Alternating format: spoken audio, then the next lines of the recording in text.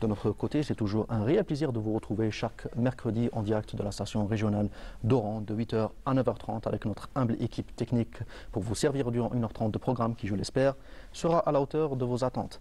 Un programme qui aujourd'hui va se concentrer à une question très importante, à un sujet d'actualité, un sujet qui prend de plus en plus d'ampleur dans notre vie quotidienne de tous les jours, à savoir la consommation excessive de compléments alimentaires.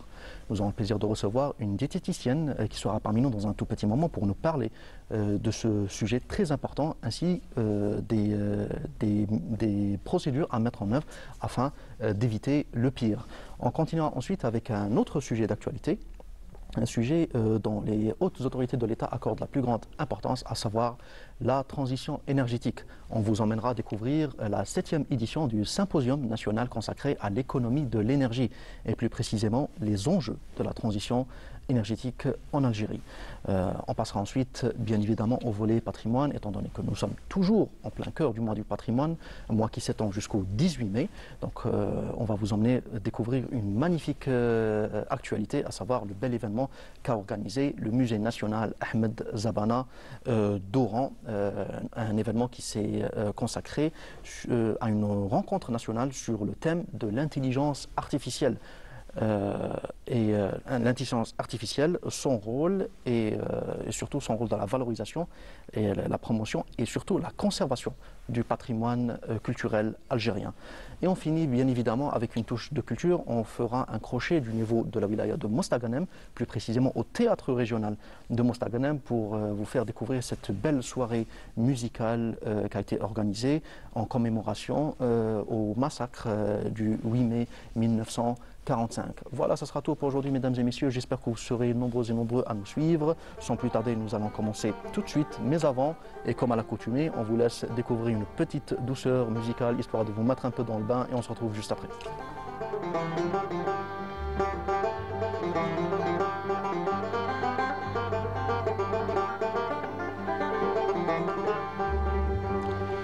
تحيا بكم كل أرضي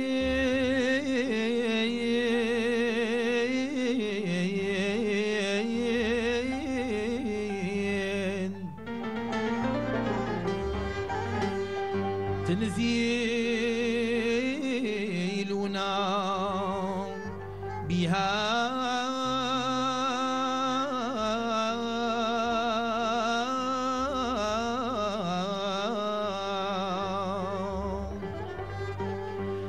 تحيا بكم كل أرضي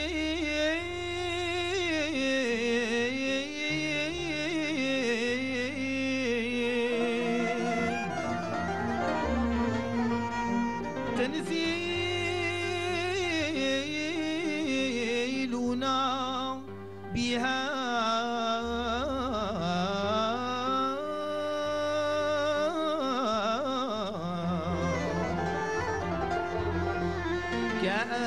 كأنكم في بقاع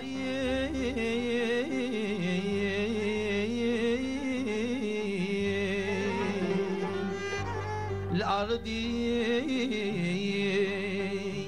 أمطار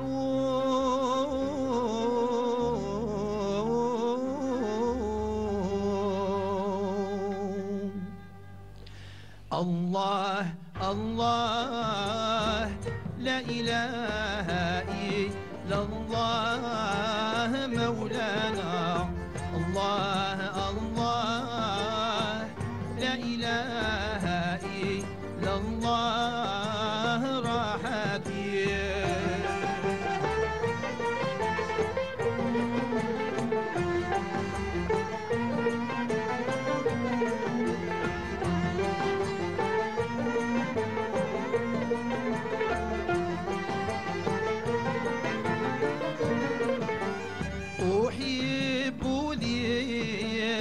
الأحباب في كل ساعة لأن لي الأحباب في المنافع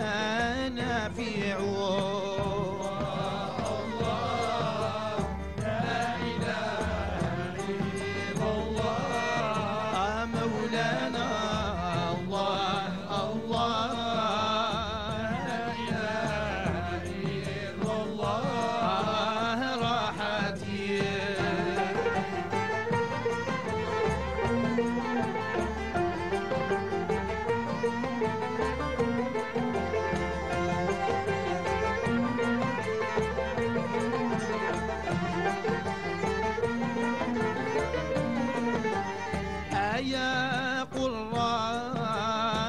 العيون تالله إنني على عهديكم باقي وفي الوصل طامع الله الله لا إله إلا الله مولانا الله الله لا إله إلا الله راحتي الله الله لا إله إلا الله مولانا الله الله لا إله إلا الله راحتي لا إله إلا الله لا إله إلا الله لا إله إلا الله بحر الصفا رسول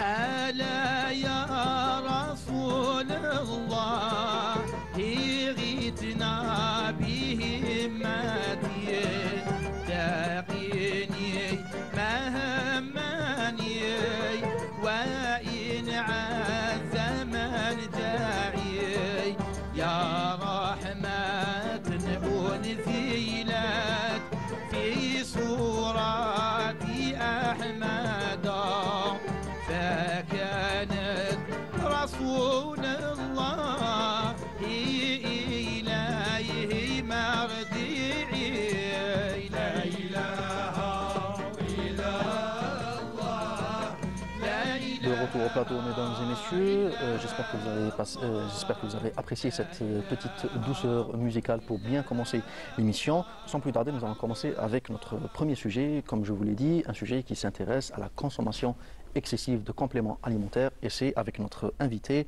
Madame Bouchra Belhaïfa.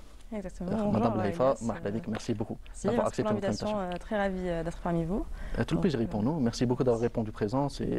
Comme c'est pas évident d'être là à 8h du matin. Non, mais ça va, avec plaisir, ça avec grand plaisir. Tout le plaisir est pour nous. Alors, Madame Belhaïfa, ou je peux vous appeler Bouchra? Bouchra. D'accord. Alors Bouchra, déjà pour vous présenter à nos chers téléspectateurs, donc vous êtes diététicienne, oui, spécialisée en tout ce qui est nutrition, notamment le sujet qui nous intéresse aujourd'hui, à savoir la consommation excessive de compléments alimentaires. Exactement. Oui. Alors déjà, avant de commencer, la première question que j'ai envie de vous poser, c'est pourquoi déjà prenons-nous des compléments alimentaires? Quelle est l'utilité de ces produits-là? Alors, comme son nom l'indique, un complément alimentaire est là pour compléter. Oui. Donc on utilise vraiment un complément alimentaire quand on a souvent des carences, quand on a un besoin de compléter notre alimentation. Oui. Soit on peut atteindre notre ration journalière en protéines, en glucides. Donc on peut utiliser un complément, même quand on a des carences en vitamines, notamment des carences en fer ou des oui, minéraux. Là, on peut utiliser ces compléments justement pour combler ces carences ou ce manque. D'accord, très bien. Et qu'est-ce qui a fait en sorte qu'on remarque ces derniers temps un usage qui va en crescendo, c'est un usage effréné aujourd'hui de ces produits-là? Est-ce que c'est addictif? Est-ce que ça contient des additifs qui nous rendent accro à ces produits? Alors, addictif, non. C'est pas addictif du tout. C'est même pas un produit dopant. Donc, non, pas du tout. Donc, bon, pour certains, on parle vraiment des compléments alimentaires utilisés par une grande majorité. Quand on parle de poudre de protéines, de la créatine, etc., c'est pas des produits dopants, oui, ni addictifs. Donc, moi, je dirais personnellement que l'excès d'utilisation ou pourquoi tout le monde vraiment l'utilise, c'est vraiment parce que c'est devenu pour moi personnellement une mode ou une trend. Donc c'est ce qui fait que pour plusieurs personnes, on ne peut pas atteindre nos objectifs sans ces compléments, ce qui est totalement faux bien sûr. D'accord. Donc faut-il aujourd'hui parler d'une réglementation spécifique pour encadrer l'usage des compléments alimentaires? Absolument. Je dirais que toute personne qui veut utiliser ces compléments doit avoir une idée de quel complément a-t-elle besoin et du dosage spécifique. Bien sûr, en prenant un conseil. Sous ordonnance. Exactement. Les conseils d'un nutritionniste, d'un médecin, ça peut beaucoup aider, d'un coach professionnel. Parce que parfois même, les coachs n'ont pas vraiment une idée quand ils ne sont pas bien encadrés. Donc, il faut vraiment avoir une idée ou avoir des conseils d'un professionnel de santé. Pour mettre un peu les choses dans leur contexte, on remarque aujourd'hui que beaucoup, notamment des jeunes, consomment sans consulter d'abord un nutritionniste ou un spécialiste. Donc ils consomment juste à tout va ou parce qu'ils ont vu des vidéos sur les réseaux sociaux ou sur YouTube par exemple et ils établissent eux-mêmes le dosage qu'il faut prendre pour leur corps, etc. Ce qu'il ne faut absolument pas faire. Exactement, bien sûr, parce que peut-être qu'on ne peut pas remarquer parfois les conséquences aujourd'hui, mais sur le long terme, ça peut vraiment poser des problèmes. Surtout que certains produits ne sont pas réglementés, donc on ne peut pas savoir ce qu'il y a dedans vraiment. Tout ce qui est additif, donc parfois même ça peut causer des troubles rénaux au long terme, des troubles digestifs surtout.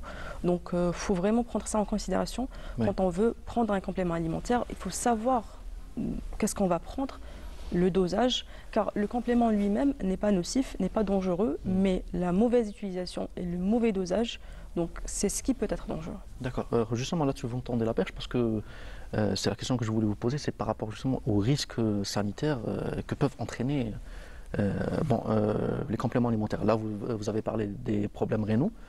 Quel est le pire scénario auquel on peut s'attendre lors de la prise excessive de compléments? En vrai, il s'agit, c'est pas vraiment tous les compléments, mais ça dépend du complément. Donc quand on parle justement de protéines en poudre, par exemple, qui est le complément le plus répandu aujourd'hui, donc la majorité prennent, que ce soit pour une prise ou une perte de poids, on peut remarquer chez une personne qui a déjà une faiblesse rénale des conséquences sur le long terme.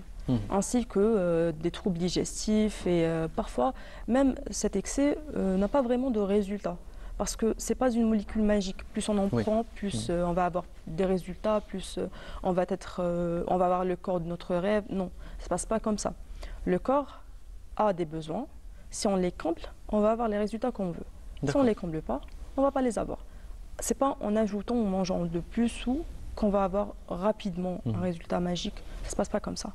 Le corps a son temps, chacun a son corps et chacun a le temps d'avoir des résultats, les résultats qu'il veut obtenir. Mais n'est-il pas plus préférable de combler justement ces carences ou ces manques par des aliments naturels plutôt que d'avoir recours à ces produits chimiques? Bien sûr, il n'y a pas mieux que l'alimentation. Déjà que non seulement que ça va combler les besoins en micro ou macronutriments, etc., mais en même temps aussi, c'est sans danger. Donc on peut manger. Il n'y a pas mieux que le naturel. On ne peut jamais savoir ce qu'il y a dans une poudre ou dans un complément alimentaire, les additifs qu'on a. Donc il y a bien sûr la base toujours, c'est une alimentation saine et variée.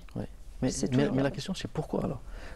Étant donné qu'il y a justement cette option de nourriture naturelle et de compléments qu'on tire de la propre nourriture naturelle, pourquoi nous tournons-nous vers ces compléments-là? Alors, moi je dirais qu'il y a plusieurs raisons. D'accord. Une des raisons, c'est justement la traîne des compléments alimentaires. Je ne peux pas avoir le corps de mes rêves sans prendre de la créatine ou des protéines ou de la BCAA, etc. Aujourd'hui, tout le monde est avec son shaker, etc. Exactement, le shaker rose, tout trendy. Oui, exactement. Mais en même temps aussi, pour moi, donc les cas que je rencontre, parfois des personnes en phase de prise de masse ou prise de poids n'ont pas d'appétit. Donc ils ne peuvent pas prendre beaucoup d'aliments. Dans ce cas, ça va.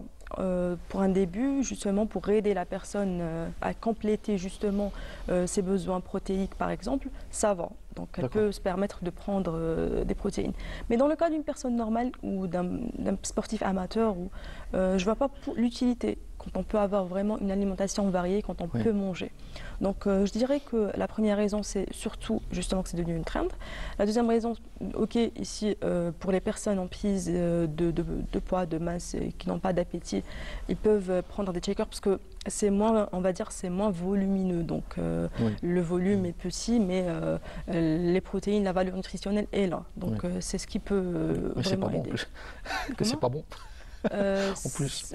Si c'est bon, en vrai, ça dépend. Moi personnellement, je ne vais pas particulièrement aimer et je trouve ça un peu trop sucré pour un Justement. produit qui se vend comme un produit healthy. Personnellement, Oui. je préfère un bon plat de blanc de poulet, Vous avez raison.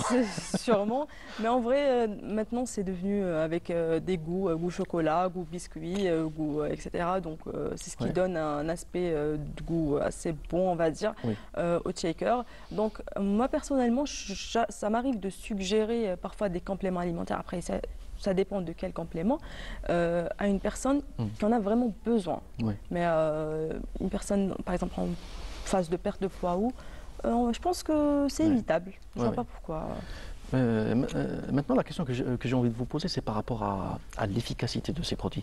Y a-t-il des études scientifiques ou indépendantes qui prouvent concrètement les bienfaits des compléments alimentaires ou c'est beaucoup plus un effet placebo? Faut savoir que c'est efficace. C'est Donc, efficace. surtout quand on parle de protéines. Après, ça dépend de quelle protéine. Par D'accord. exemple, quand on parle ici, on parle des plus utilisés ici, par exemple ici en Algérie, on parle de la whey, par exemple. Oui. Donc, quand on a un manque en protéines, parce que un complément, c'est pas quelque chose de, on va dire, qui est un plus pour le corps, c'est des protéines. Oui. Donc, dont le corps a besoin. Et quand on complète justement toute notre ration protéique, c'est un exemple, Oui. par jour, ça peut aider, oui. On peut voir vraiment très très bien des résultats. Ah, d'accord. Ils vont pas donner un plus. Oui. On va juste compléter notre ration dont on a besoin parce que justement on n'arrive pas à la compléter à travers l'alimentation et ça va nous donner des résultats. Mais sinon, c'est pas le produit lui-même qui est magique. Oui. C'est des protéines. On peut les obtenir Oui. de l'alimentation justement. Oui. C'est pas parce que c'est des protéines en poudre qu'on va avoir forcément ces résultats. On peut avoir tout à fait ces résultats d'une alimentation saine et équilibrée. Donc c'est comme ça que pour le reste, par exemple, parce que je trouve qu'on a parlé que de protéines justement. Pour le reste, je dirais que la créatine peut aider aussi. D'accord. On a les boosters, donc les pré-workouts. Je dirais que c'est pas forcément quelque chose de. Je n'ai jamais conseillé Efficace, un pré-workout. Je trouve qu'une tasse de café, c'est assez suffisant, sincèrement. Parce que ça peut être vraiment très très stimulant. Oui. Ça peut créer, dans certains cas, des tachycardies, ça peut créer des problèmes de sommeil. Oui. Donc je trouve une tasse de café, personnellement, je ne prends pas de café, mais quand je me sens fatiguée et que je ne vais pas pouvoir terminer ma séance de sport, par exemple, je prends une tasse de café. Ça a un effet immédiat. Exactement, Oui. parce que c'est de la caféine et c'est ce qu'on trouve, c'est la molécule qu'on trouve le plus souvent dans les pré-workouts. Donc voilà. On a tout ce qui est vitamines, notamment récemment on entend beaucoup parler de l'oméga 3. Tous ces compléments, on peut les prendre en cas de carence ou quand on sait qu'on en prend, par exemple l'oméga 3, quand on ne prend pas assez de poissons gras, on peut prendre de l'oméga 3. Parce qu'on n'a pas d'où combler le manque de l'oméga 3. Mais sinon, si on en mange assez, je ne vois pas pourquoi, je ne vois pas l'utilité non plus. Exactement. Peut-on parler aujourd'hui d'un lobby de l'industrie parapharmaceutique et de l'industrie des compléments alimentaires qui exploite, on va dire, les insécurités des consommateurs à des fins lucratives, à travers notamment les réseaux sociaux, parce qu'on voit que c'est omniprésent. Au niveau des réseaux sociaux, il y a un marketing très agressif pour la commercialisation de ces produits. Peut-on parler d'un lobby aujourd'hui? Alors, personnellement, qu'est-ce que je vois? Oui. Je vois des influenceurs sur les réseaux sociaux avec déjà un corps bien sophistiqué, bien musclé, qui promotent, on va dire, ces compléments alimentaires pour une personne qui ne s'y connaît pas. Et forcément, nous, quand on voit cette publicité, on va s'attendre au même résultat. Oui. Sauf qu'on ignore souvent qu'il y a une génétique derrière, qu'il y a tout un mode de vie derrière, qu'on ne peut pas avoir la même chose. Donc, il faut toujours prendre en considération le fait qu'on ne va pas forcément avoir les mêmes résultats et surtout au court terme. Parce que c'est ce qu'on nous vend, du rêve. Oui. Vous allez obtenir ça, Oui, ça en 3 semaines. en 3 etc. semaines, voilà, Oui. exactement. Oui. Moi, j'entends ça très souvent. Oui. Ah, avec ce complément, cette gamme de compléments alimentaires, vous allez avoir le corps de vos rêves pour l'été, l'été qui s'approche justement. Tout à fait. C'est des faiblesses, Ouais, des summer body, insécurités. etc. Exactement. Je comprends parfaitement parce que oui, je reçois beaucoup de personnes qui viennent me voir. Ah, moi je prends ça parce que ça va m'aider à perdre. Ah, ma cousine, elle a perdu 2 kilos. Ou tel influenceur, Exactement. ça a marché sur lui. Ça a etc. marché sur lui, donc forcément ça va Ouais, marcher mais sur on moi. oublie qu'il y a un placement de produit derrière. Il y a un placement de produit, bien sûr, parce que c'est une publicité, c'est un sponsoring, Tout à fait. non seulement. Et encore aussi, il y a beaucoup de facteurs qui ont fait qu'on peut avoir les mêmes résultats, comme on ne peut pas. C'est pas de la magie, on Exactement. va dire. Exact. Donc, c'est ni de la science exacte non plus. Tout à fait. Ça ne demande pas seulement ce produit, ça demande beaucoup de travail. Il n'y a pas de produit magique, il n'y a pas un complément alimentaire magique qui va me transformer du jour au lendemain, pas du tout. Il s'agit d'un travail à faire, d'une bonne alimentation équilibrée à prendre, d'un bon sommeil, parce qu'on ignore souvent ça. Oui. Aussi d'une activité physique bien régulière. Oui. Donc la majorité de mes patients, par exemple, qui viennent me voir, veulent des résultats immédiats. Ah, moi je veux prendre ça, Est-ce que je peux prendre ça pour avoir ça? Non. C'est pas si facile que ça. Si c'était aussi facile, personne ne fera du sport. Oui. On restera tous à la maison. Exact. Donc malheureusement, No pain, no gain. Comme on dit. exactement. C'est pas si magique que ça. Tout On à aurait fait. aimé tous. Ouais. Alors, un dernier mot pour finir, Madame Belaifa. On va profiter de votre présence aujourd'hui. Quel message voudriez-vous transmettre à nos chers téléspectateurs qui vous regardent par rapport justement à l'importance de se nourrir sainement et surtout bien équilibré? Bien sûr. Alors, il faut savoir qu'une alimentation équilibrée, c'est la base. C'est en mangeant bien, en mangeant sain, qu'on va éviter déjà d'abord toutes les maladies. Et en même temps aussi, c'est toujours mieux de manger quelque chose de naturel que de manger quelque chose d'additif, même si ça peut aider à compléter, même si ça peut aider à avoir des résultats. Il n'y a pas mieux que le naturel. Pourquoi? C'est toujours, même le naturel, on va dire, c'est toujours aussi, il faut toujours éviter l'excès. Car il n'y a pas mieux que le naturel, bien sûr, pour éviter toute maladie, pour éviter justement tout problème. En même temps aussi, on ne peut jamais savoir vraiment qu'est-ce qu'il y a, qu'est-ce que ces produits contiennent. Et même si c'est bien réglementé, est-ce que ça peut nuire parce que parfois, quand on n'a pas vraiment une idée sur certains compléments, on les prend juste comme ça parce que justement c'est une trend. Ça peut vraiment nous faire du mal. Je vous donne un petit exemple. Beaucoup de personnes prennent par exemple de l'ashwagandha. L'ashwagandha, c'est un complément alimentaire assez récent qui est devenu aussi une trend, par exemple. Soi-disant c'est un calmant anti-stress et tout, mais il est fortement déconseillé pour toute personne avec des troubles hormonaux.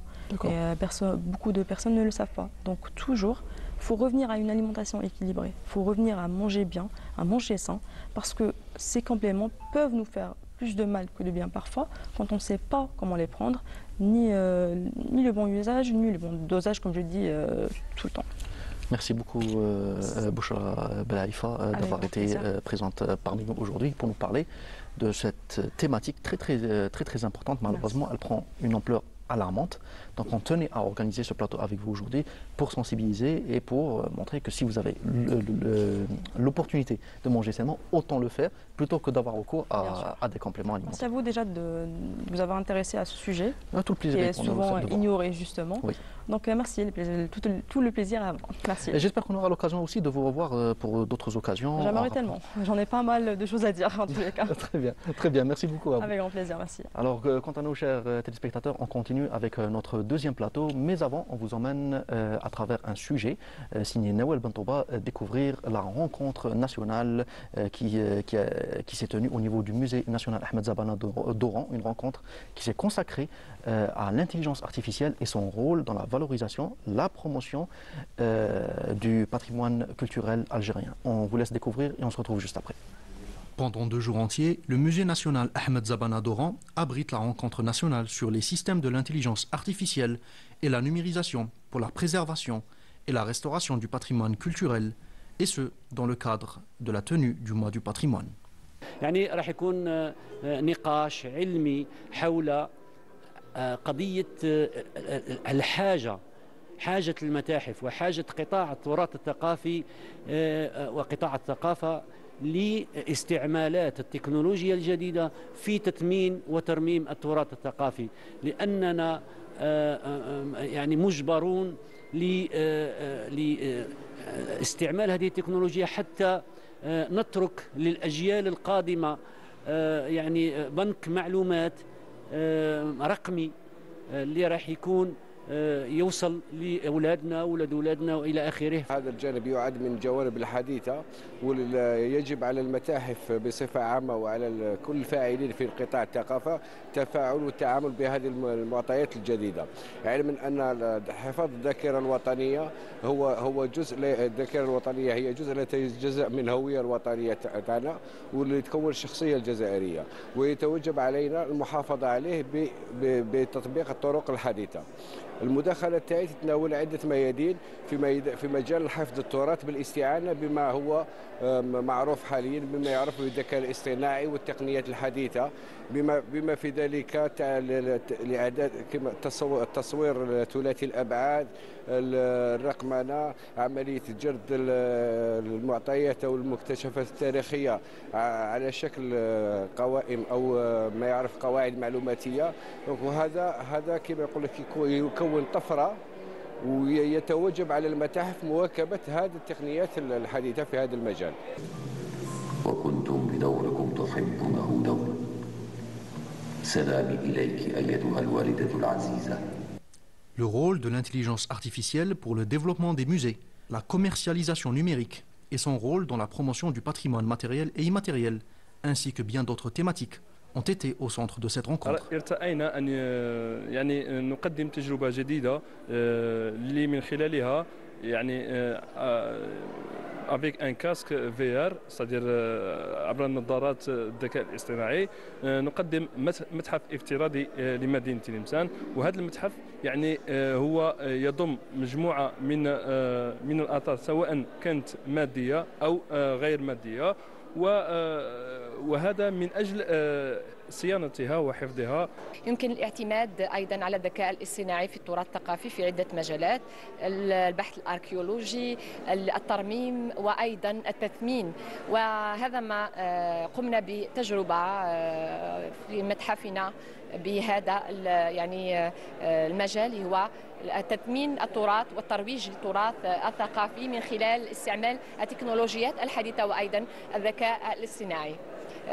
قمنا بفيلم إعادة تصور للحاج أحمد باي، وهو مؤسس قصر الحاج أحمد باي بقسنطينة وآخر بيات الشرق الجزائري، أين عيشنا الزوار تلك التجربة وحاولنا أن نضع الحاج أحمد باي وهو يتكلم عن رحلته إلى البقاع المقدسة ورحلته أيضا التي قام بها من خلال الجدارية المجسدة التي ما زالت إلى يومنا هذا في قصر الحاج أحمد باي. Un événement qui a été marqué par l'exposition d'expériences pionnières entreprises par plusieurs musées du pays, dans l'usage des technologies modernes au service de la promotion de notre patrimoine culturel et de l'image de l'Algérie nouvelle. Un magnifique événement organisé par le Musée national Ahmed Zabana d'Oran, un événement qui se poursuit toujours. Vous aurez l'occasion de le découvrir aujourd'hui à travers un cycle de conférences consacré à la question de l'intelligence artificielle. Pour en parler plus en détail aujourd'hui, j'ai le plaisir d'avoir avec moi M. Chir Belfdal. Monsieur Belfdal, merci beaucoup d'avoir accepté notre invitation et d'être parmi nous aujourd'hui. Merci à vous. Alors, avant de vous donner la parole, nous allons présenter notre deuxième invité, donc Monsieur Darban Mustafa. Monsieur Darban, merci beaucoup d'avoir accepté notre invitation. Merci pour l'invitation. Alors, c'est un sujet très très important, l'intelligence artificielle. Tout le monde en parle aujourd'hui. Quel est son rôle aujourd'hui dans la promotion de la culture algérienne? Comment on peut avoir recours à l'intelligence artificielle? Comment elle peut être au service du patrimoine culturel algérien aujourd'hui? Je peux commencer. Oui. Donc, premièrement, je tiens à remercier le canal Algérie pour cette invitation. Tout plaisir. Aussi, par l'occasion, j'adresse mes remerciements à Monsieur le Président ou bien le responsable, le directeur du musée Ahmed Zabana, qui m'a adressé personnellement une invitation pour faire quelque chose pour porter notre apport sur l'intelligence artificielle dans ce domaine. Donc, il faut avant tout définir c'est quoi l'intelligence artificielle. Ça, il faut commencer par ça. Donc, c'est un système informatique qui se base sur l'intelligence humaine pour effectuer des tâches, comme la reconnaissance vocale, ou bien reconnaissance faciale, ou bien pour l'analyse des données, ou bien des décisions précises. Donc ça, c'est en gros ça, le résumé de l'intelligence artificielle. Ce qui concerne l'apport que peut apporter l'intelligence artificielle au patrimoine, la restauration, la protection et la sauvegarde du patrimoine culturel et historique. Donc, la sauvegarde, c'est la classification, c'est le stockage, la classification pour faire des recherches après, c'est-à-dire ultérieurement. Aussi pour restaurer ce qui a été endommagé. Voilà. Si on fait apprendre l'IA par ce qu'on appelle learning, deep learning, c'est-à-dire l'apprentissage approfondi, donc on peut restaurer des artefacts déjà endommagés ou partiellement endommagés. Donc l'IA peut prévoir le design ou bien la structure elle-même de l'œuvre. Très bien, très bien. Voilà. Monsieur Dorban, étant donné qu'on parle aussi aujourd'hui d'intelligence artificielle, beaucoup sont en train d'exprimer leurs craintes vis-à-vis du remplacement justement de de l'intelligence artificielle qui remplace la médiation humaine. Qu'est-ce qu'on peut dire aujourd'hui par rapport à cela? Et notamment, on insiste sur le fait que cette intelligence artificielle reste quand même artificielle. D'où son nom. Bien sûr. Elle ne pourra jamais remplacer. Tout d'abord, déjà, je dois exprimer un petit peu ma gratitude pour cette invitation et d'être parmi vous ici pour cette matinée. Aussi d'avoir été invité à prendre part et à partager mon expérience avec le Musée national le Musée national de Ahmed Zabana. Sachant que je suis professeur d'archéologie à l'Institut d'archéologie de l'Université d'Alger, ayant eu à travailler dans les musées, donc je connais un petit peu, de par l'expérience, un petit peu le problème des objets, les enjeux en particulier dans la protection et la sauvegarde du patrimoine. Donc, pour revenir à votre question, l'IA dans le domaine du patrimoine, c'est nouveau. Donc, comment dire, c'est un truc d'actualité. Parce que là, avec toutes les applications, avec toute cette panoplie d'outils numériques qu'on doit maîtriser actuellement. Déjà, moi, je me sens un petit peu d'une génération d'antan. Mais c'est une nécessité, c'est devenu une nécessité du fait de l'ensemble des applications. Et l'IA va jouer un rôle primordial, un rôle pas secondaire, mais elle peut en quelque sorte concurrencer l'intelligence humaine. Mais il faut dire que tous ces outils-là, c'est des outils, donc ce n'est pas une fin, ce n'est pas le but. Ils ne peuvent pas remplacer l'intelligence humaine parce que tout le concept de l'IA, c'est sur l'algorithme, sur des bases de données, sur des informations, mais elle peut faciliter que ce soit la gestion, la conception, même pour tout ce qui est virtuel, la conception de visites pour les musées, et elle peut servir à protéger et à sauvegarder. Le double enjeu de l'IA, c'est quoi? Si on traite un petit peu les infos qu'on a sur le chat GPT ou tout autre programme, c'est la protection du droit de propriété.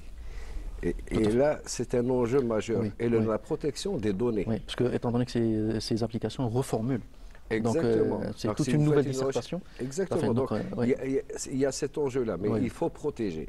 Mais dans le domaine du patrimoine, moi, j'estime que tous ces outils, ça peut être complémentaire.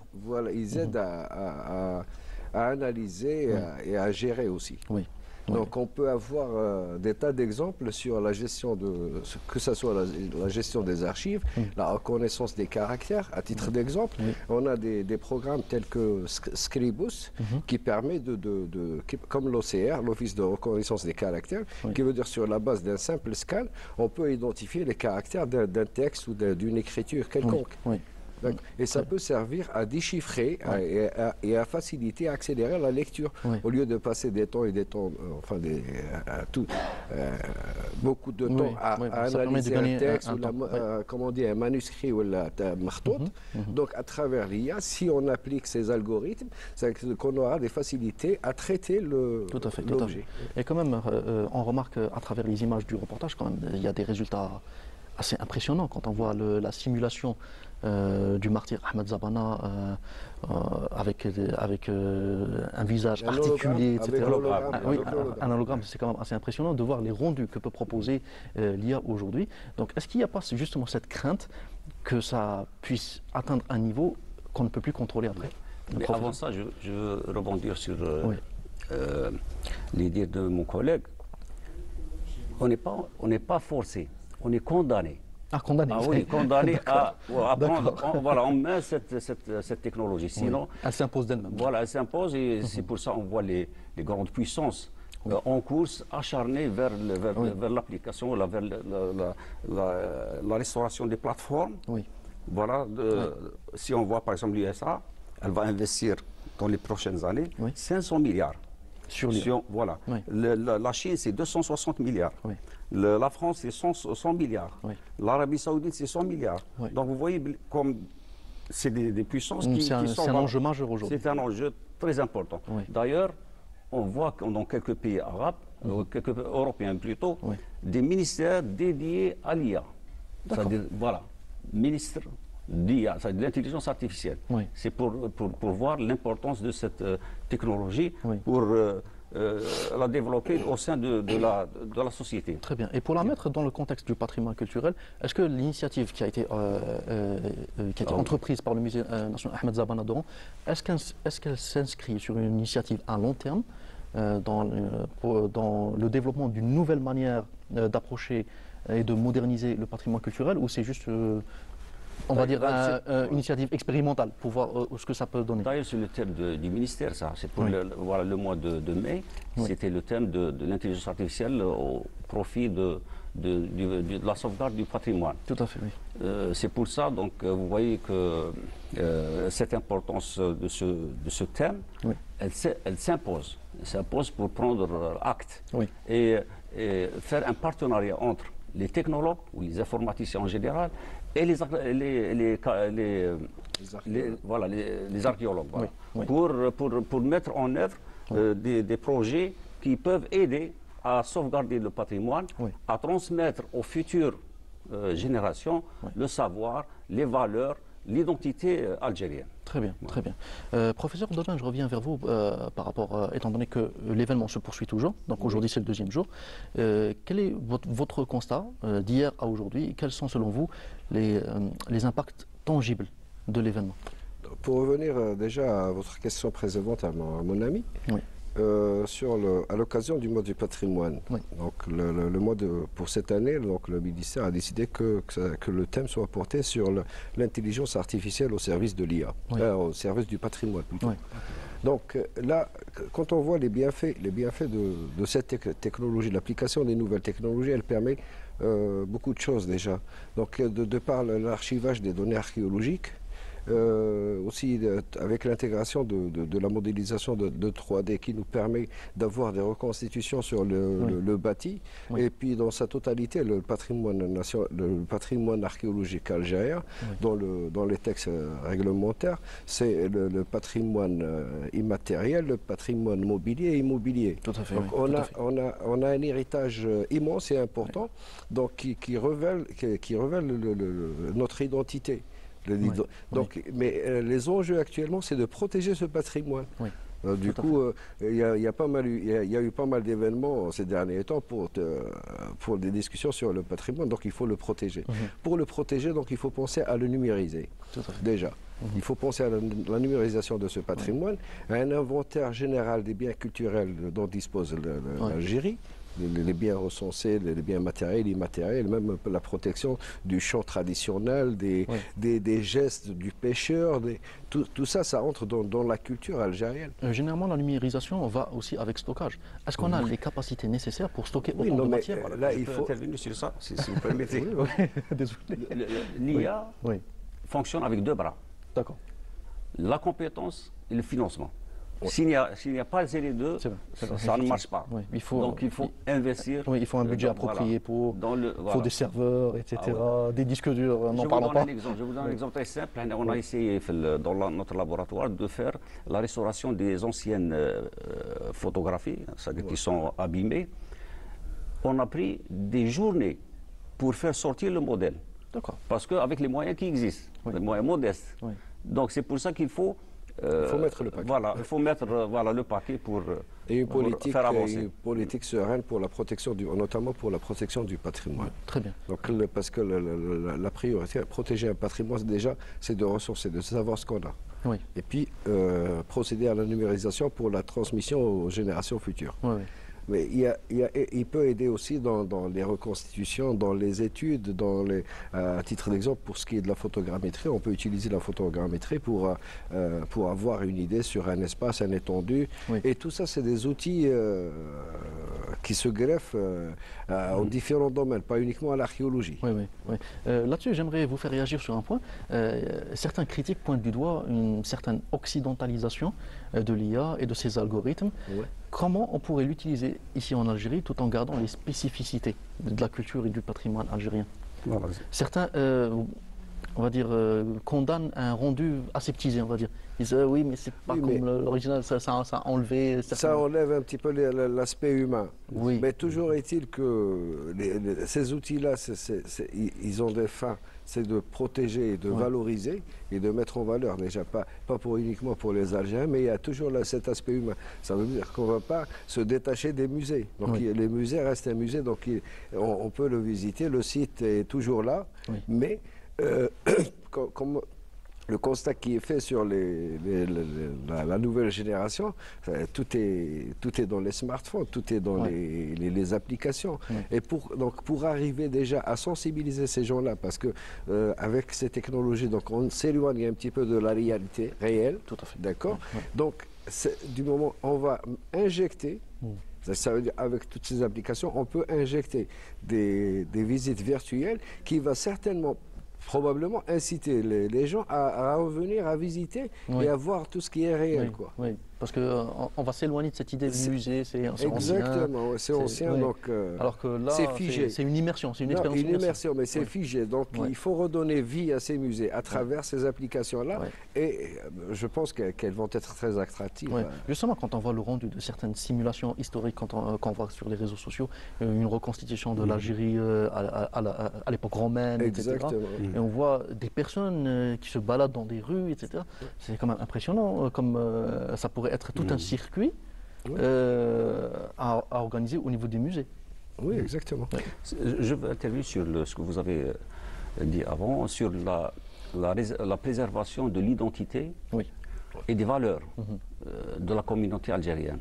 Donc c'est pour ça qu'on est, comme j'ai dit, condamné à faire notre propre IA. C'est-à-dire avec nos serveurs, avec les data centers, les serveurs. C'est pour ça que notre gouvernement a installé dernièrement un data center à Alger, à Mohammedia, et un autre à Oran, à Aqid Lotfi. Donc c'est pour faire une gestion de base de données spéciale à l'Algérie. Donc c'est pour ça on peut gérer suivant notre identité et suivant nos valeurs. Donc c'est pour ça qu'il faut avoir notre propre IA, si vous voulez. Voilà. Étant donné que c'est aussi une technique, enfin plutôt une technologie qui évolue à toute vitesse, est-ce qu'il est nécessaire aujourd'hui de créer un organisme de régulation de l'usage de l'IA aujourd'hui pour sensibiliser sur son usage, pour éviter tout dérapage, notamment par rapport à la propriété intellectuelle? Pas uniquement à l'IA, mais au numérique en général. Dans le numérique en général, donc le point le plus sensible, c'est quoi? C'est la protection des données. Parce que les données qu'on met dans la toile, donc, qui peuvent être utilisées à tort et à travers. Tout à fait. D'accord. Donc l'exploitation.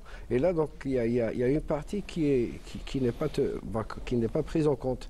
C'est le respect des droits d'auteur et des droits de propriété. Oui. Donc là, il faut toujours penser à l'aspect sécuritaire, c'est à protéger ces données. Oui. Et d'où la Voilà. nécessité de créer des bases et des data centers Oui. au niveau local, Oui. avec des mesures Tout à fait. draconiennes pour Oui. stopper tout Dérapage. dérapage. Voilà. Oui. Enfin, j'ai perdu un petit peu le fil de votre question précédente sur les... C'était par rapport à un organisme de régulation, Oui. justement pour éviter tout dérapage, notamment par rapport à la propriété intellectuelle. C'est important. C'est important de créer C'est tout un important, département de tout un régulation de département l'usage de du numérique. Le régulation. ministère, il y a le ministère du numérique, Oui. ça existe. Hein. Oui. Oui, ça existe. Oui, Je parle sur ce qu'a fait l'Algérie, c'est-à-dire les data centers. Aussi, elle a installé au niveau des universités ce qu'on appelle les HPC, High Performance Computing. C'est des accélérateurs, c'est des ordinateurs accélérateurs, c'est-à-dire qu'ils peuvent faire la tâche de l'IA rapidement. Voilà, Oui. c'est ça Oui. et ouvrir l'occasion aux chercheurs, aux étudiants pour donner leur Oui. voilà, Oui, ce qui prenait des jours avant, aujourd'hui, il se fait en un clic. voilà, Mais un clic, voilà. l'IA, c'est une technologie, on est Oui. dans l'IA.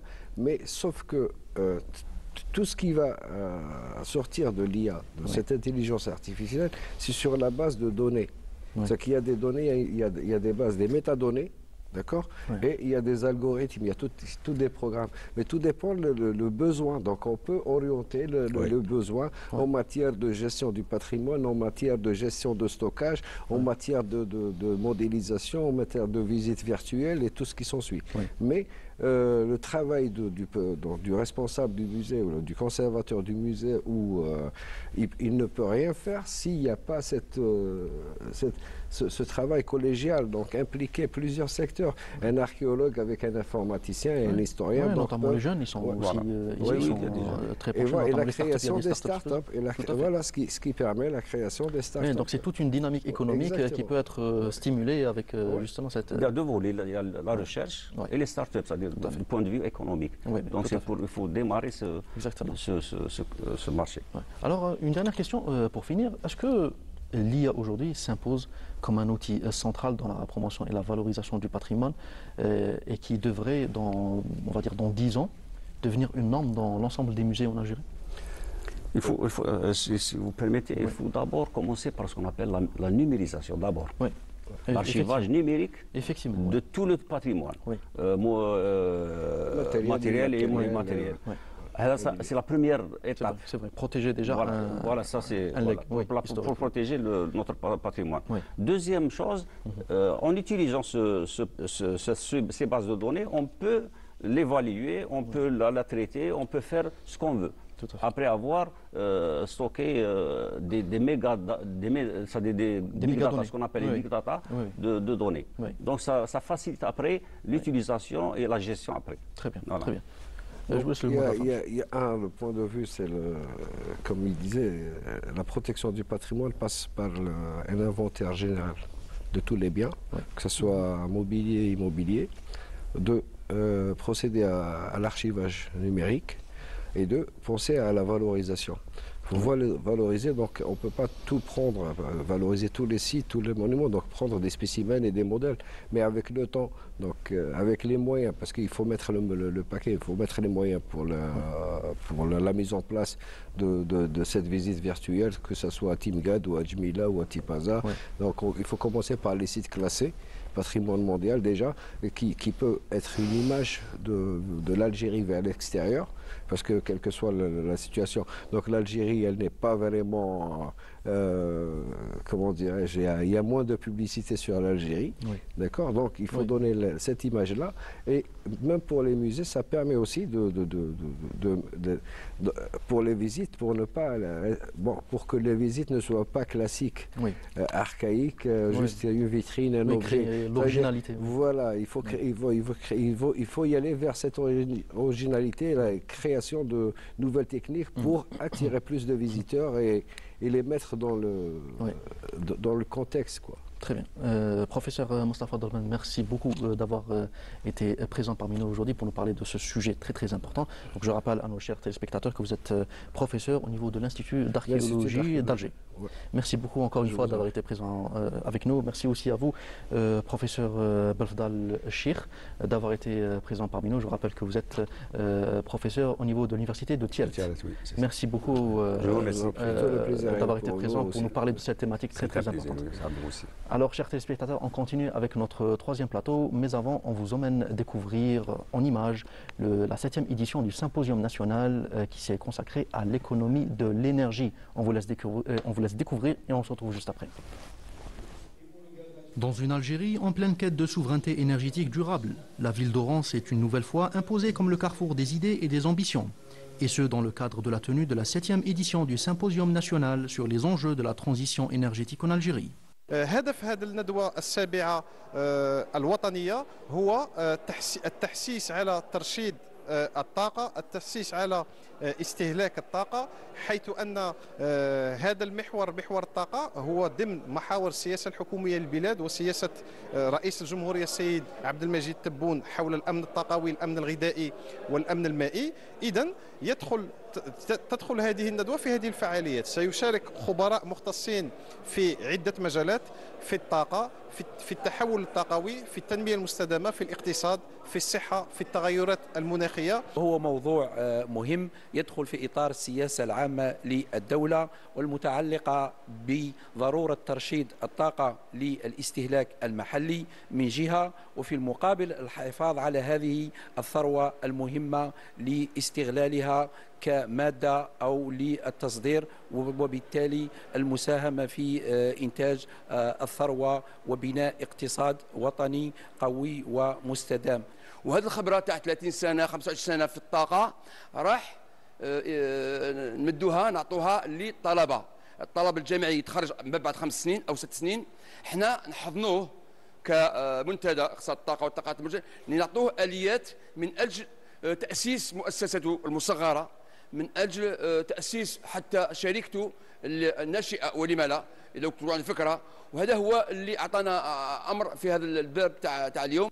À travers une série de conférences et de présentations de projets, une génération d'acteurs engagés a démontré que la transition énergétique n'est pas un luxe, mais une nécessité urgente et que les solutions existent, locales et adaptées à notre contexte. المشكلة اللي عندنا هي استعمال فوضوي للطاقة الكهربائية والحرارية. عندنا إشكالية المقياس الجزائري اللي غير موجود. عندنا مشكل تاع الدراسات في الجزائر ناقصة من في إطار الإنارة والإنارة العمومية.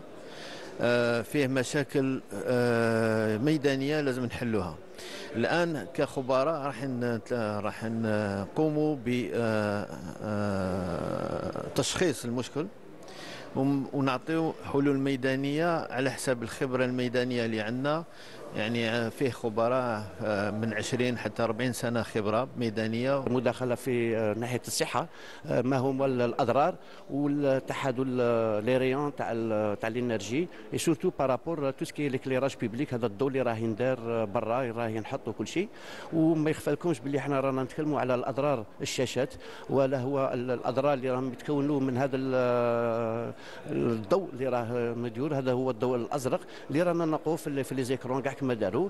وراه هذا الضوء الأزرق راه كاين ثاني كوين في هذا l'éclairage public. Le vent du changement souffle sur Oran. Il porte avec lui une énergie nouvelle, celle d'un pays qui choisit de préparer l'avenir plutôt que de le subir.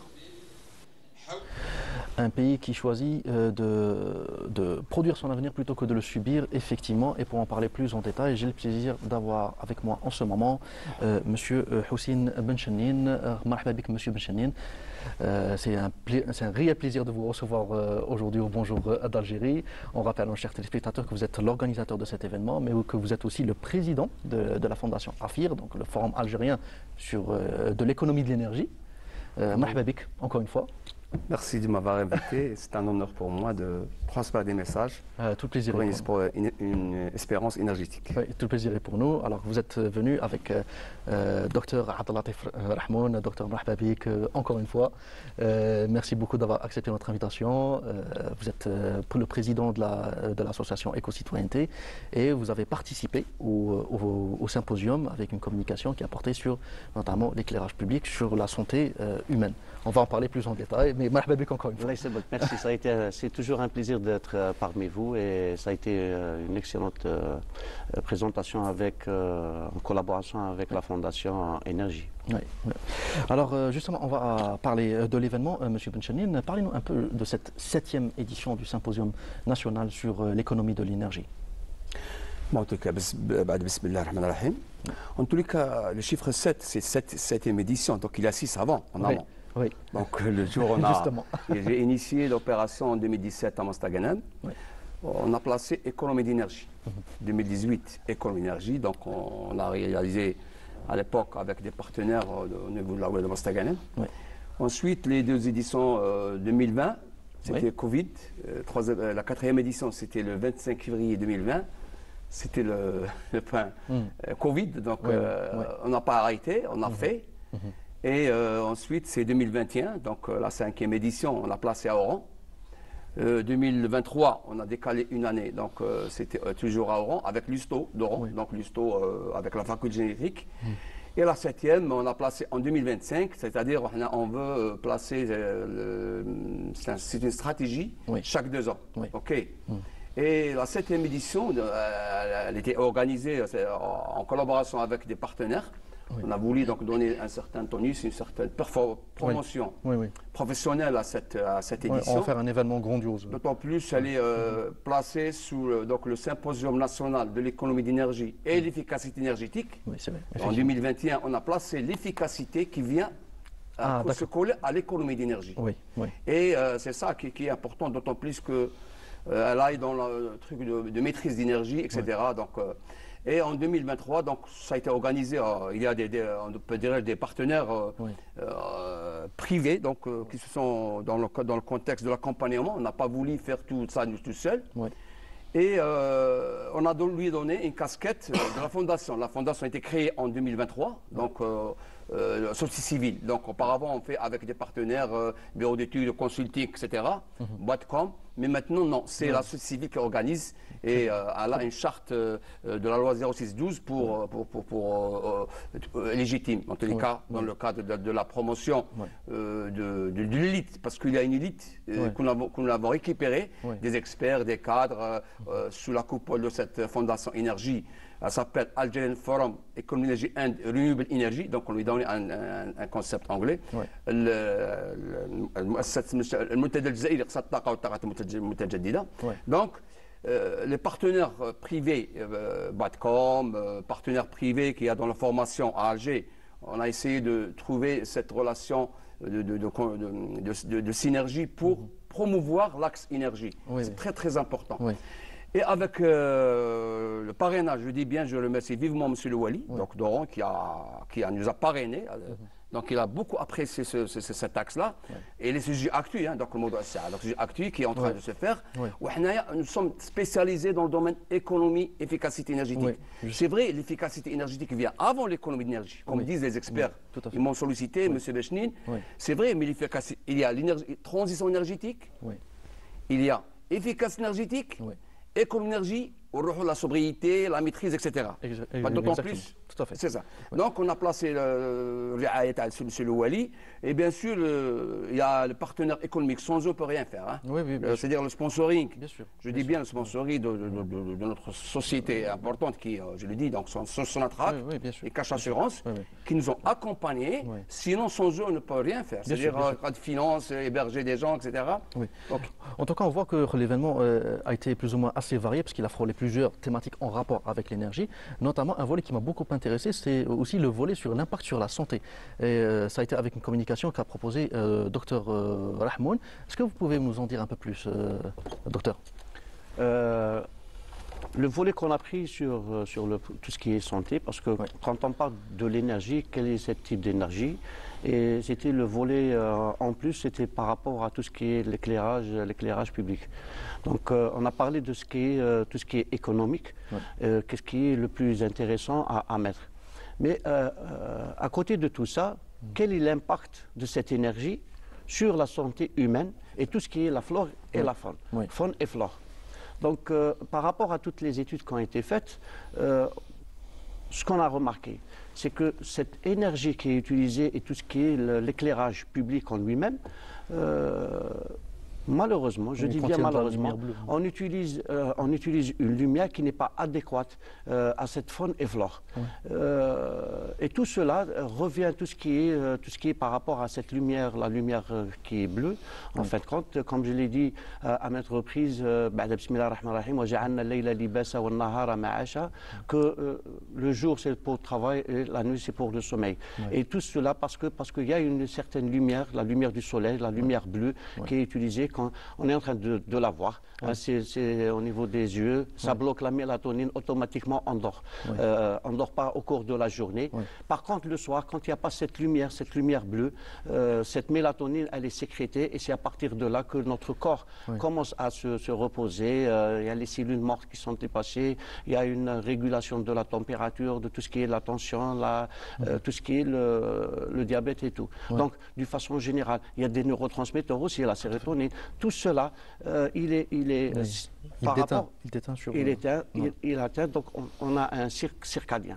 Donc ça, c'est par rapport à une personne. Et c'est pour ça qu'on utilise même des lampes au niveau des chambres qu'on doit revoir. Les lampes LED, il nous faut des lampes LED jaunes, parce qu'on parle de LED économique. Il y a les LED jaunes économiques, mais avec une correspondance à 2700K, c'est ce qui est idéal. Donc, maintenant, quand on voit tout ce qui est éclairage public, il faut dire que les plantes, les arbres et tout, c'est kain hay. Tout ce qui est les insectes, la même chose. Donc, si on allume cette lumière, cet éclairage public, quand on utilise des LED avec des 8500K, on a le soir, on dirait que c'est le soir, c'est la journée.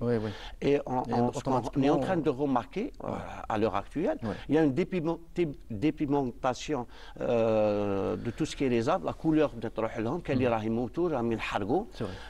les insectes. Il y a une perte des insectes, donc ça va ils ne sont pas adaptés à ce type de lumière. Bien sûr, ils ne sont pas adaptés à cette lumière. Donc, vous voyez en fin de compte, sur le plan de santé, aussi cet éclairage public, cette lumière utilisée, on parle d'efficacité et d'économie et de santé, que en fin de compte, ça va agir sur le cycle normal de tout ce qui est faune et flore. Alors que on peut, avec des études, il y a des experts, avec des études qui ont été faites, ce qu'on peut utiliser dans les tissus urbains, dans des endroits piétonniers, dans des endroits où il y a des jardins à visiter. Et là, il y a des études.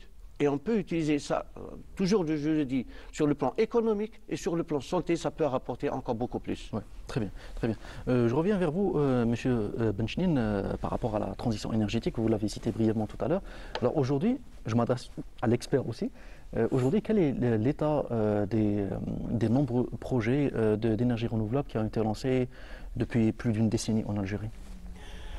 Bon, en tous les cas, après je reviens à l'axe éclairage pour compléter pour côté faune et flore et éclairage public qui est en train de... Parce que c'est une expérience qu'on a faite en audit. On a adhéré avec un médecin, donc il est chargé du comité lumière et santé au niveau de la fondation. Bon, tout ce qui est le programme de la transition énergétique, donc il a démarré en 2011, rectifié en 2015, mais avec l'arrivée du président de la République, M. Abdelmejid Tebboune, en 2019, donc 2020, ça a été enclenché d'une manière ascendante, parce que le Khalas, il est dedans, nous sommes dedans, la transition énergétique, il faut plus d'autant plus qu'on a signé des conventions de Kyoto en 1994, la convention climat de 2015, COP 21. Donc, il faut appliquer les orientations. C'est une nécessité aujourd'hui. C'est une nécessité absolue, d'autant plus que nous sommes intégrés dans le contexte mondial. Bon, le programme était lancé avec un plan d'action de 15 000 mégawatts. C'est le premier programme qui a été lancé par le président, donc est repris par le ministère de l'Énergie d'ici 2035. Donc, 15 000 mégawattheures pour intégrer et arrêter de consommer fossile. D'autant plus, comme il a dit le président de la République, le 23 février 2025, conseil de ministère, il faut rationaliser la consommation énergétique.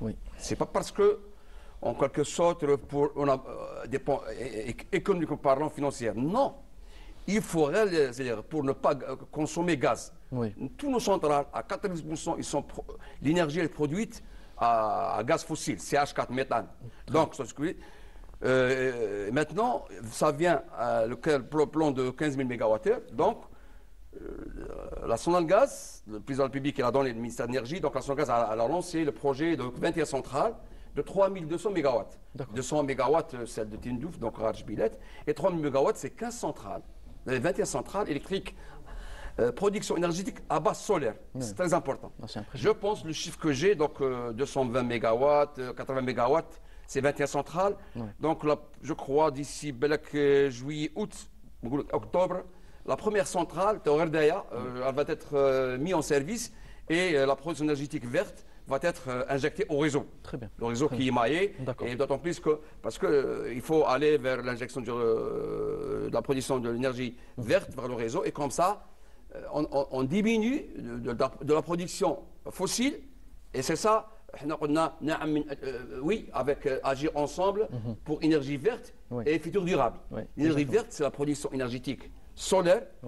Programme, après on revient pour l'hélice, le programme de 1000 mégawattheures, ils sont en train de travailler. Donc, mais le 3000 mégawattheures a été lancé donc avec les entreprises chinoises, turques, je crois, algériennes. Donc il y avait, je crois, 12 sociétés, 4 sociétés algériennes, une turque, je crois, et 7 sociétés chinoises. Donc on s'est lancé dans cette transition énergétique. On n'arrête pas, mais agir pour produire l'énergie verte à partir du soleil, oui. L'année prochaine, on aura 3000 mégawattheures, et d'ici 2035, c'est 15 000 mégawattheures. Et pour aller où? Surtout ça, c'est appliquer les orientations des Nations Unies, c'est les émissions de gaz à effet de serre. Le programme Sonatrach, comme vous avez tous, les 420 millions d'arbres ont été lancés par Sonatrach pour créer des foyers d'absorption de CO2. Le CO2, il est généré par la consommation énergétique excessive, en amont, comme CH4 méthane, etc. En aval, la consommation excessive des gaz chimiques, les bâtiments, l'industrie, on revient sur ce volet-là. Et maintenant, donc, le CO2, c'est immense. Chaque pays, l'Algérie a été placée pour réduire cette émission de gaz à effet de serre et les émissions du CO2. Comme dit monsieur Abdelatif, pour l'éclairage public, c'est-à-dire on a un éclairage public qui est suréquipé, surdimensionné. Qui n'est pas, sa réalisation ne répond pas aux normes. Il faut, d'après on a ramené même des recommandations qu'on a faites avec le comité technique de la Fondation. On a 5 membres. Un comité technique présidé par M. Chérif, l'expert, c'est lui qui... Donc, on a travaillé avant-hier et hier, malgré la fatigue, pour élaborer, je crois, ces 27 articles. Après, on va lire quelques points, c'est tout. Donc, je pense que le plan de la transition énergétique a été lancé dans sa phase énergie renouvelable. Mais le côté efficacité énergétique, là où il est un petit peu, c'est lancé avec la PRU, mais nous sommes en train de suivre avec eux pour l'efficacité énergétique et l'énergie qui vient normalement en avant. Pour aller au bâtiment, arrêter de consommer avec un gaspillage, les cas publics, diminuer le gaspillage, l'industrie, et il y a des indices, je vous le donne par chiffre tout à l'heure. Bien sûr, bien sûr. Alors, docteur Rahman, je reviens vers vous par rapport à une anecdote que vous m'avez citée, notamment lors de la couverture de l'événement. Vous m'avez parlé justement d'un certain tronçon au niveau de la wilaya d'Oran, où on voit 2 éclairages différents. Dans le même endroit. Bien sûr, c'est la question qui se pose. C'est du technique. Après, quand on est en train de parler sur le plan de la santé par rapport à cet éclairage public, et à l'heure actuelle, on est en train de voir tout ce qui est les effets néfastes de cette lumière qui est disproportionnée. Elle est mise des fois même des bâtiments, les personnes qui habitent à l'intérieur, il y a toute la lumière qui est à l'intérieur, ils ont beaucoup de problèmes, ils sont obligés de faire des stores. Donc, ce qu'on a remarqué, moi je pose la question, pourquoi le tracé du tram, c'est du LED jaune, tout le tracé, alors qu'à côté, tout l'éclairage public, il est en LED blanche, alors lumière bleue. Ce qui veut dire que ça confirme qu'ils ne sont pas du tout en norme, ce qu'on utilise à l'heure actuelle. Mais pourquoi? Parce que c'est plus économe ou c'est moins cher? Non, l'économie, ils sont tous des LED économiques. Mais l'autre est diamable, c'est-à-dire luminosité pour une la luminosité. C'est diamable, la couleur jaune. La couleur jaune, il n'y a pas de lumière bleue. Donc, ils sont étudiés par rapport à la luminosité. Les lumens, par rapport à l'intensité de la lumière, on peut utiliser.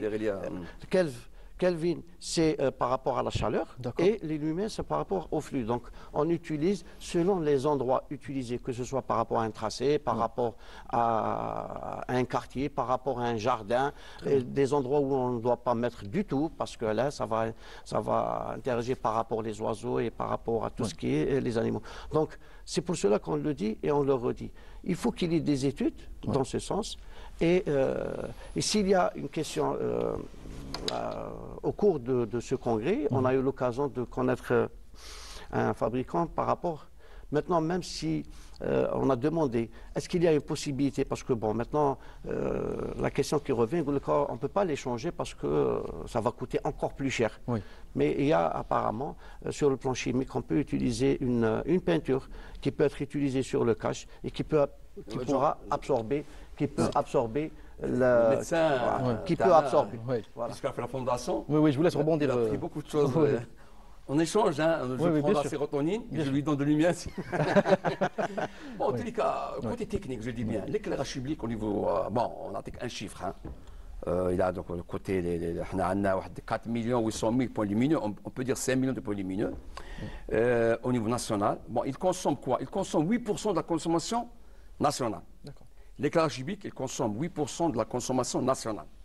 Combien on a de consommation nationale produite par les centrales? C'est 96 TWh. Chiffre de quel bille? J'ai les chiffres. 96 TWh, c'est 85 milliards de kilowattheures qui sont consommés par toutes les consommateurs, que ce soit l'éclairage public, l'industrie et le tertiaire, les résidentiels tertiaires, c'est l'habitation. Donc, si on revient à l'éclairage public, le problème, l'éclairage public, il a été entre les mains d'une entreprise publique que vous avez déjà, Sonalgaz. En 1984, elle a cédé aux collectivités locales pour le gérer. En 1996, c'était géré à intermittence, parce que tous les plans...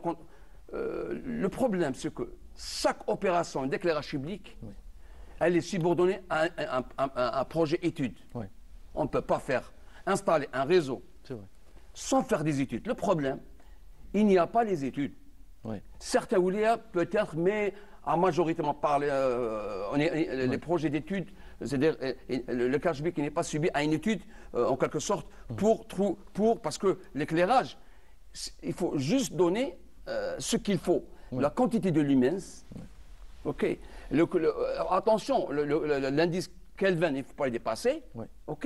Donc, nous, quand on le remplaçait, quand on voit, c'est les instances publiques ministérielles, c'est vrai, ils ont entamé l'opération de remplacer le CO2,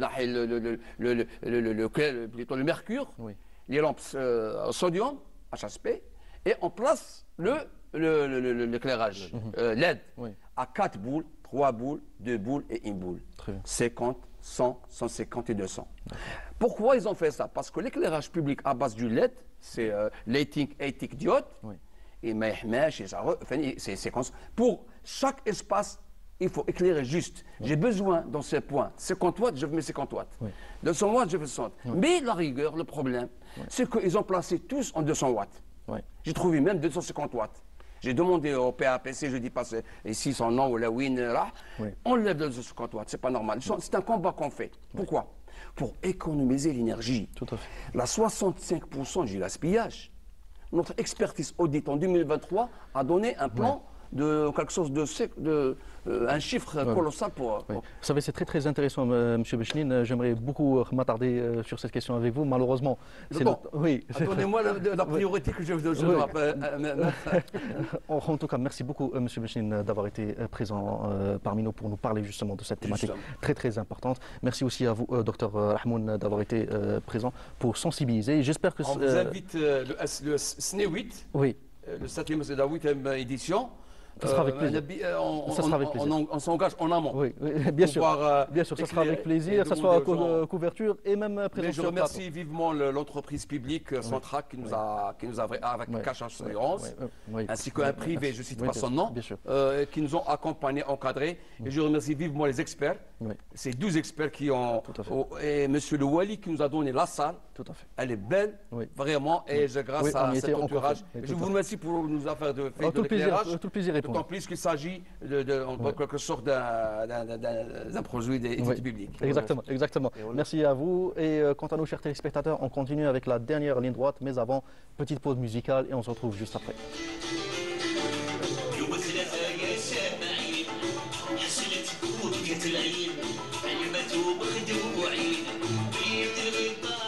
À l'occasion du 8 mai, date gravée dans la mémoire des Algériens, le théâtre de Mostaganem s'est transformé en scène d'émotion et de mémoire. Un événement culturel d'exception réunit le public autour des sonorités envoûtantes de la troupe andalouse Fennou Nachat, porteuse d'un riche héritage musical. Au rythme des danses traditionnelles, le ballet d'Alger a fait vibrer la scène, offrant un voyage à travers l'histoire et l'identité algérienne. فرقة الفن والنشاط غادي تقدم عرض ماشي أندلسي ولكن فيه تنوع والطبوع، وغادي تشوفوا كذلك تدخل الفرقات البالي الأوبرا بوعلم السايح، كذلك هناك يتخللها ثاني كان الشعر مع الشعر العربي، وكذلك يكون عندنا فيما يخص كان بعض التدخلات من في اغاني اون بلاي باك ان شاء الله. في العموم هذا البرنامج 8 و9 ماي هو وقفه تضامنيه مع اخواننا ثاني في فلسطين، ربي يكون معهم ان شاء الله. هو يوم 8 ويوم 9 ماي. كذلك هناك تكريم السيد حمو، وكذلك الاخت ناديه هذه اللي عندها كما احنا نقولوا تاريخ كبير في الاندلسي.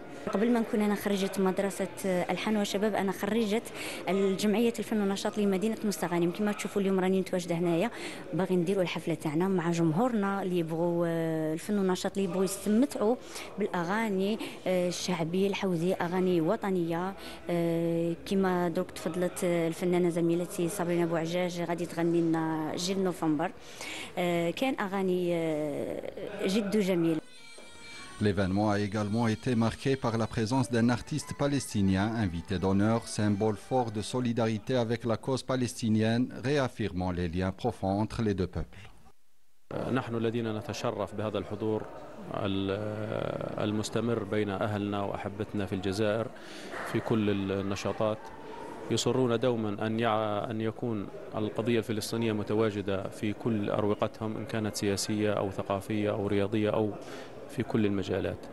بالنسبة لهذا اليوم هو يوم مشؤوم على الشعب الجزائري وأيضا على الشعب الفلسطيني. مجازر 8 ماي التي سمعنا عنها ولم نراها، ولكن للأسف اليوم نرى بأم أعيننا ماذا يجري في قطاع غزة وفي فلسطين من مجازر يندى لها الجبين. فكل يوم وكل دقيقة هناك مجازر وهناك قتل مع التوثيق والتصوير. ما يفرق عن 8 ماي وعن الآن في قطاع غزة هو أنه لم يكن كاميرات وتصوير مثل ما يكون اليوم. نبرق تحية إجلال وإكبار إلى أهلنا الصامدين المرابطين في قطاع غزة رغم هذا الجوع والحصار الخانق من هذا العدو القاتل الذي لا يسلم منه لا حجر ولا شجر ولا بشر. فشكرا كل الشكر والتقدير إلى الجزائر الحبيبة شعبا وحكومة.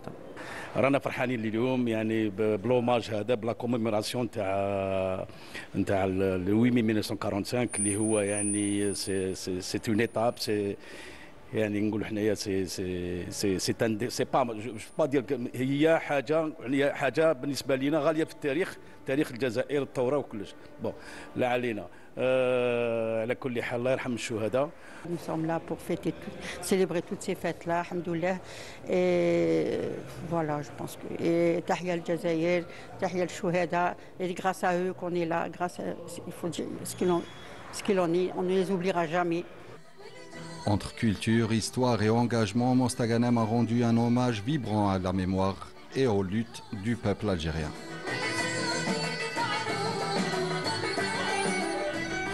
Un événement en parfait mi-chemin entre culture et mémoire. Effectivement, merci beaucoup Salim Skandar pour ce sujet. Et pour en parler plus en détail, j'ai le plaisir d'avoir avec moi en ce moment même le directeur du théâtre régional de Mostaganem, Monsieur Abdallah Mabrak.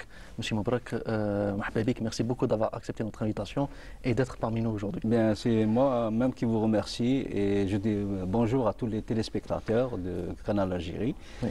Et voilà, on est dans le mois de la mémoire et Et ce qu'on a vu comme reportage, ça marque un petit peu le devoir qu'on a envers l'histoire de l'Algérie quand même. Oui, c'est quand même un bel événement de commémoration des massacres du mai 45, mais à travers la culture, plus précisément la musique. Oui, on a travaillé ensemble avec l'association Fenoun Nachat, oui. Sous la houlette du doyen M. Benateya Nourdine. Oui. Et il y avait une pléiade d'artistes qui a assisté, donc il y avait des invités qui ont répondu présent. Aussi, l'orchestre que vous avez vu oui. est un orchestre, il y avait à peu près 45 musiciens sur scène. Oui, quand même. Donc, et 45 musiciens de tous bords. Hein, donc oui. il y avait ceux qui faisaient l'andalou, le moderne et tout. Donc on avait pas mal d'instruments. L'accordéon, on a vu la batterie. Donc, oui. Et ce jumelage-là oui. a fait que la soirée, elle était belle et marquée par des chansons patriotiques. Oui. Et on a vu, il y avait le passage de 5 chanteurs. Il y avait Sabrina Bouadjaj, oui. il y avait Aïcha Ben Abou, il y avait Mustafa Boutchiche, oui. il y avait Lamia Batiche, oui. il y avait aussi Amal Laroussi. Oui. Et à travers ces jeunes-là, et il y avait c'est des jeunes qui sont issus de la formation de l'association Fenoun Nachat. D'accord. Et aussi, ça a été un hommage rendu à la Palestine, parce qu'on oui, devait faire oui, ça, donc oui. on l'a vu.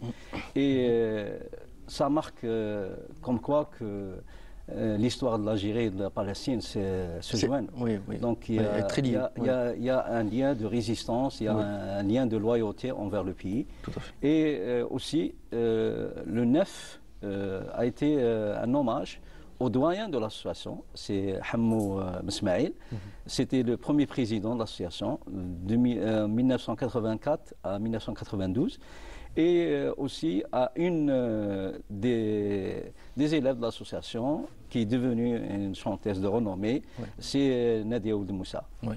Et là, je tiens aussi à remercier M. Bouazara, le directeur de l'opéra, qui nous a envoyé le ballet de l'opéra, qui a fait de belles prestations et oui.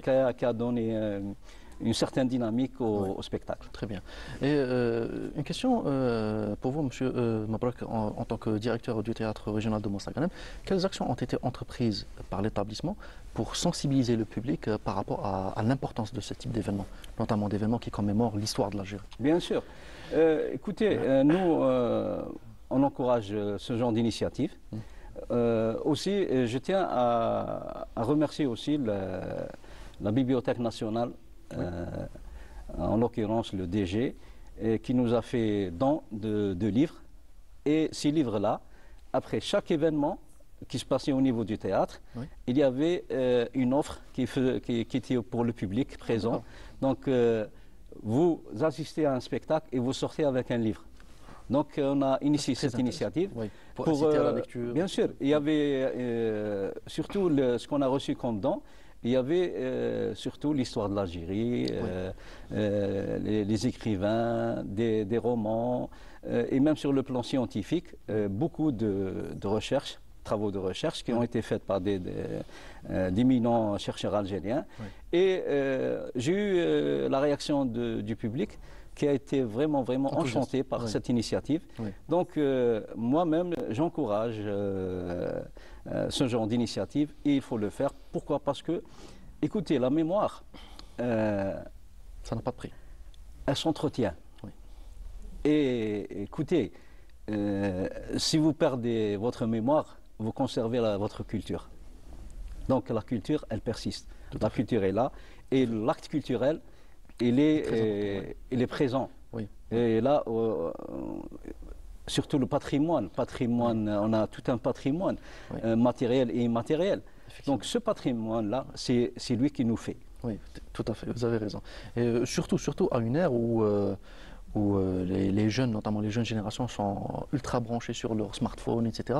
Le fait d'avoir intégré cette option du livre en format papier, en format physique, c'est bien aussi de le rappeler, de revenir quand même aux sources et de s'éloigner un peu des écrans. Oui, c'est ça, c'est le souci majeur, d'intégrer le livre.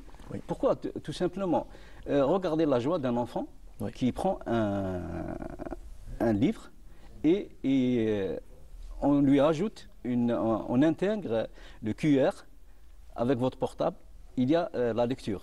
D'accord. Donc, oui. D'accord. Et les enfants étaient ravis. C'est comme s'ils découvraient quelque chose de nouveau. Oui.